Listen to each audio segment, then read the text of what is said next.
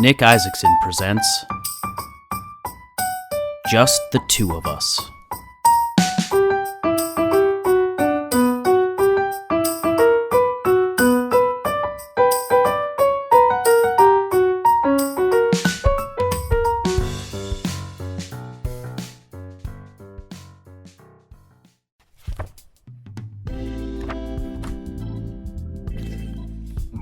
One of these has to be good. It doesn't sound like anyone's looking for me yet, so I shouldn't have a problem making my way to one. This guy could be anywhere, and the longer I'm in here, the more likely he is to tell someone about me. What gives humans their advantage in the world? One might claim it is the intellectual might of their advanced minds, but this would only be half right. Where the fuck have you been? Even more powerful than the ability to reason is the human mind's ability to believe.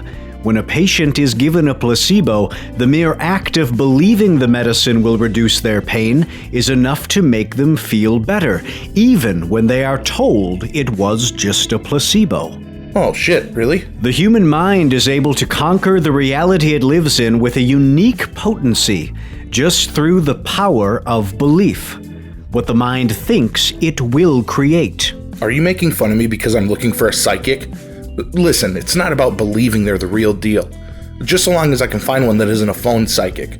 Those guys are all frauds. After 3 days of laying low, Watts has realized there has been no word of any murder or any manhunt. Driven by a sense of urgency and paranoia, he would turn to the world of psychics. Well, I don't exactly have any leads. I don't know what this person looks like. I don't know if the gun is just inside the building or under the building or any of that. And if the gun is buried, then the only thing out there tying me to the murder is the witness. So, one of these psychics has to be able to help me narrow the search down even a little bit. Yes, the predicament was tricky, and his options limited. With his car impounded, he would have to use his new bike to travel conspicuously to the psychic he chooses. His only other option would be to call a psychic, but Watts has been scammed many times doing this. You get it. It's a scam. Okay, I'm down to a few options here. I think one of them looks pretty close, but the business name has 13 letters in it, so it looks like I'm going to have to go a bit out of the way.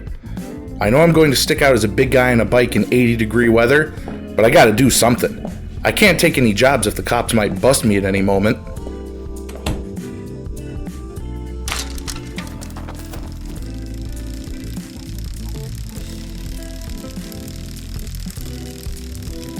Oh, fuck this weather. Hey, you can hear me, right? Where the fuck did you go? Do you know how long I was talking to myself before even realizing you weren't listening? Well, like a whole day. Well, yeah, I talk a lot of things out to myself, but you know what I mean. Well, there's a difference between planning out things and talking to a brick wall. Well, I was starting to think I was losing it. The scratch on my leg where the bullet hit was missing, you weren't answering, there was no manhunt. Well, I was losing my goddamn mind these last couple days. I wanted to see if the psychic could see if I was going crazy or not by asking him about the witness and the voices.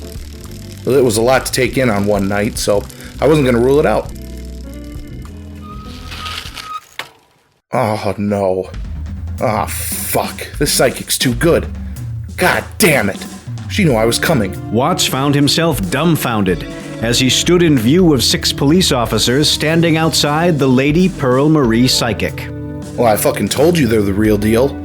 How didn't I plan for this? Of course they'd know. I thought I'd be vague about everything when I sat down with her, but I didn't think she'd just know I was a criminal on my way. God damn, you're good, Lady Pearl Marie. In an attempt to lay low and avoid attention, Watts didn't realize the scene he was making, darting off between buildings and yelling to himself, for he would draw the attention of a smaller, thin man much more suited for being looked past. This would be the second time Watts found himself in this predicament. Oh, sorry, you kind of snuck up on me there. I didn't see you. Hey, you okay? You look like you've seen a ghost. Do you know of any good psychics in the area? This one looks like it's occupied for a while, and I didn't bring the yellow pages with. There's 1-2 blocks from here. Dighton's Wisdom. It has an alley entrance. Oh, that's really close. I knew you looked like you'd know. I got a good sense of what's going on, you know? Hey, you really look rough, man. Like you haven't slept for a couple of days. Go get some sleep.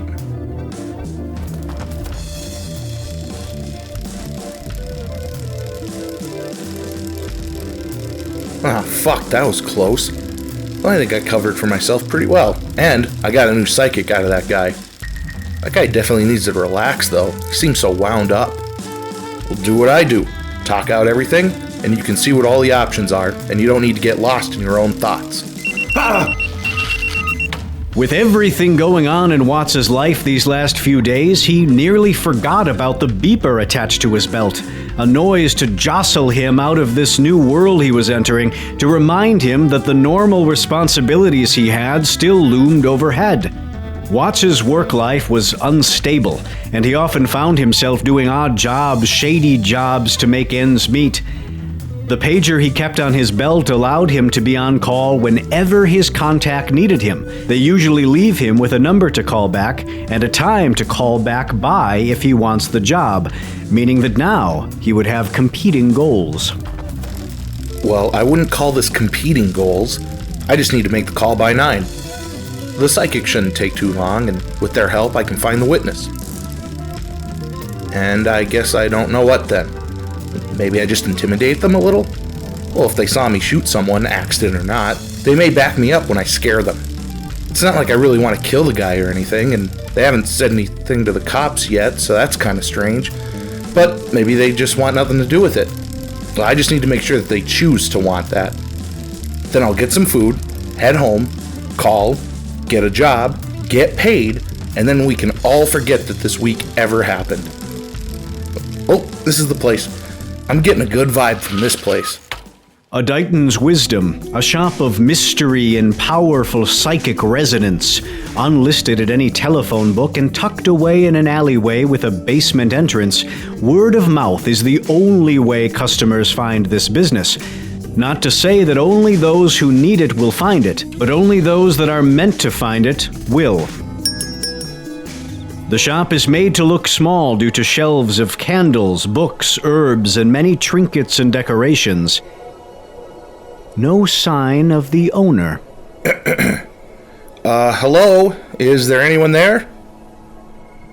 Maybe I chose the wrong psychic. Is everything all right? Hello? The uncertainty of the shop's location started to give Watts pause.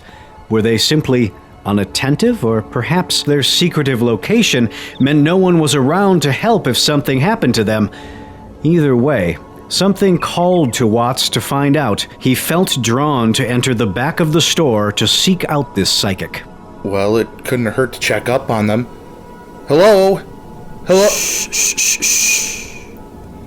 Watts felt an immediate embarrassment as he stumbled loudly upon the aging psychic who was in a deep concentration.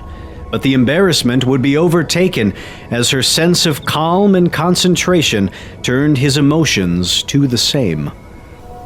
Hello, and welcome to A Dighton's Wisdom. My name is Lady Cybele, and I run this establishment. You seem very much in a hurry for you to come search for me in the back. I am so sorry. I didn't mean to interrupt anything.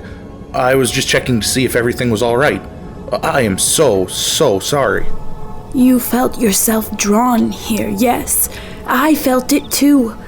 I was attuning myself to the connection I was feeling, and I see it must have drawn you here like a beacon. Oh, wow. I had no idea. So you must be really good at this kind of stuff then, huh? Please, sit down.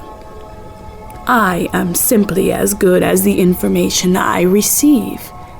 When our hearts are conflicted, we give conflicted energy, and it is much harder to divine when one does not know what they are seeking and does not know how to clear their mind and focus. And as such, to be mindful, to channel our thoughts and our spirits on one thing, we give ourselves clear beacons to light the way in uncertainty. Do you understand? I think I get it. If I think really hard on one thing, you can give me a better reading on it? Put crudely, yes. Before we begin, please, tell me your name and choose a candle color. Oh, we're already starting. My name's Watts Wineright. How about blue for the candle? How much is this gonna cost? I can pay it, but it's nice to know what to expect, you know? Blue. Then I shall pick out yellow and purple candles. Mr. Wineright, while I set up the candles and sage the room, I would like you to choose one of the decks of cards on the table. But you must focus when you do so. Focus intently on what it is you are seeking here today when you choose the deck. You will cut the deck you have chosen while thinking about this to help infuse a clear intent into the deck that will help you divine your truths. Watts only partially understood what was being told to him by Lady Cybele. He's interacted with many psychics in his time, and they all had their own way of doing things, and yet Lady Cybele made him feel the most uneasy. There was an intensity to her that he wasn't able to put his finger on. His mind was racing as he stared at the 3 decks in front of him. One was well worn. It looked similar to decks he's seen in the past.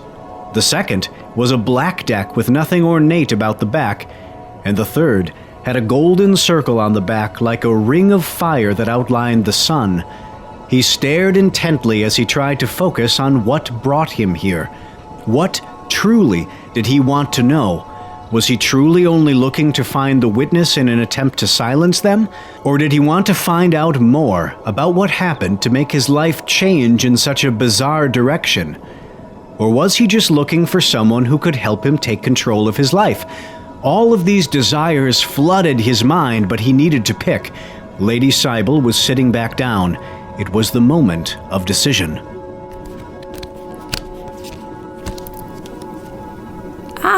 You chose the Sun deck. A good pick.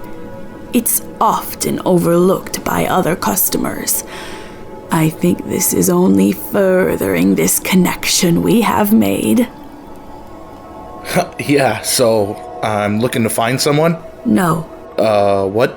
Take my hands as we focus our spirits.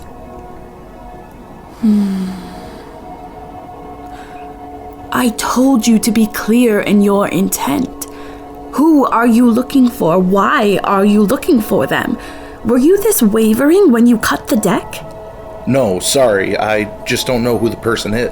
Watts would have to tread carefully. It was clear that this Lady Cybele wanted clear and honest answers from him, but having seen the police outside the last psychic shop, Watts was even more keen to hide his intent from her. Are you seeking out a potential lover? Someone with a particular craft? What is this person to you? It's a stranger. I lost something the other night, and I think they can help me with the situation. But you don't wish to seek out the object itself? You feel drawn to this person instead? Yeah, I have this voice inside of me that makes me think I should look for them. Like an unseen lighthouse, these beacons that our souls emanate draw each other in. A red string of fate. Sure, I guess. So how much was this going to cost again?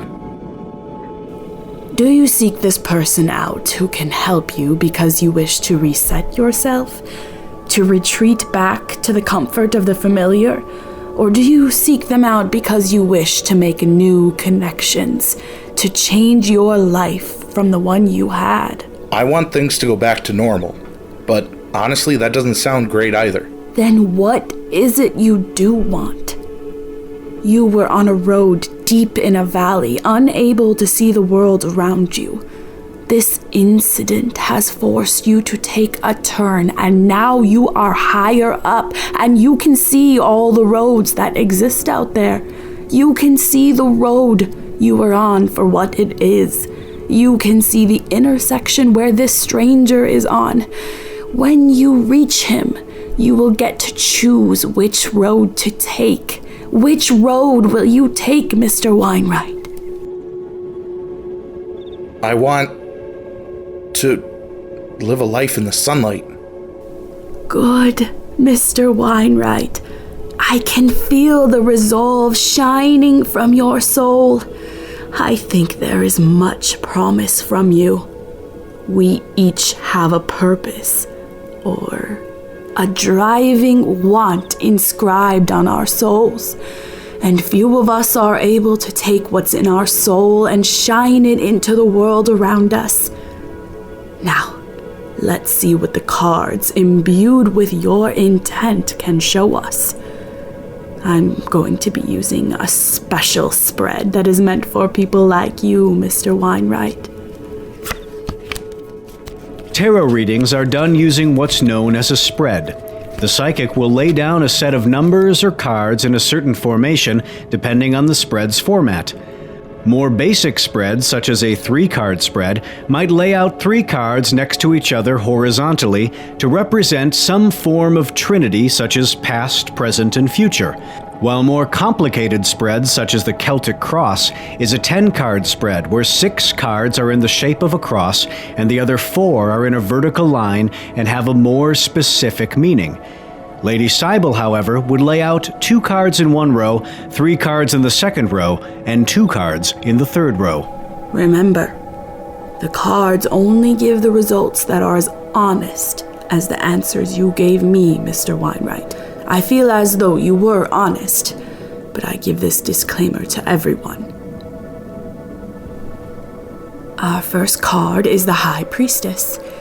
It would seem your inscription has a duality to it, but perhaps this duality gives you perspective and gives you insights. You said you had a voice inside of you telling you to seek out this person, yes? A form of intuition that gives you knowledge that was not in your conscious mind. Yes. And just like that, Watts was blindsided. What exactly did Lady Cybele know about what he was hearing? A promising start. Perhaps it shall guide you better than I can. Second card, we have the Hierophant. It looks like you're indeed to find someone who can help you, an authority on what you're going through, perhaps community that can help uplift you. But when I see it with the High Priestess, I can't help but think you will be, in turn, a source of wisdom for them instead. Now, for the steps. You wish to find this person, which means you will need to know where they are. The Empress is tied closely to nature. If this person stays in town, then a park might be where you'll find them. That may feel like a lot to look, but we can narrow this down with the next card. 2 of Pentacles. You will also need to get your commitments sorted out. If you commit to too much, you will have trouble gaining favor from these people. And the Hermit. You will find yourself alone and needing to trust your wisdom, as you will only reveal what's next by taking the next step. Okay, but the second half of that got way less specific. What do they look like? What park? Trust in the process. It sounds to me as though you have a strong tool at your disposal already to help you make sense of it all. Just trust yourself. Now, let's continue. What trouble will you face? The devil. It seems as though that duality of yours is going to be tested. The things about yourself that you wish to escape will be mirrored back to you, Mr. Wineright, and you will need to overcome it. When it's dark out, you only need to hold on until the dawn breaks. Your last card. The 4 of Cups. A sign that conquering your shadow self will allow you to meditate, to reevaluate things in a clear mind. There is no cost for this reading, Mr. Wineright. There are souls out there that I share kinship with, and to see where their beacons shine is an invaluable experience that I seek out. No, I couldn't. I'm running low on cash, but at least take a 20. Think of it as a tip. I appreciate it. Good luck on finding your person, Mr. Wineright. Watts would have to leave this shop feeling profoundly touched by his experience. A range of confusion to conviction washed over him as he would look for nearby parks. Before meeting Lady Cybele, he believed in the power of psychics, but now a seed of understanding was beginning to sprout a belief in something more. In this moment, he believed he could find the witness, and that by doing so, he could be a better person. However, Lady Cybele's gift could only give information based on the information she was given.